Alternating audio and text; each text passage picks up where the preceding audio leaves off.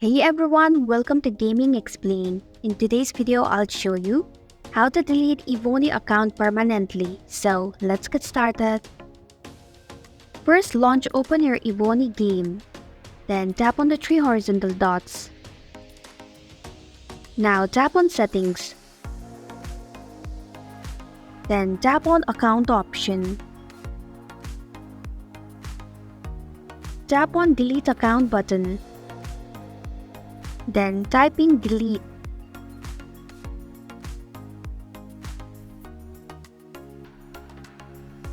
Once you're done, tap on the confirm button. And if you are sure, tap on quit game. And this is how you can delete Evony account permanently. Thank you for watching Gaming Explain. If you like this video, hit the like button and drop a comment with any questions or feedback. If you are new, subscribe and click the bell icon to stay updated on our future videos.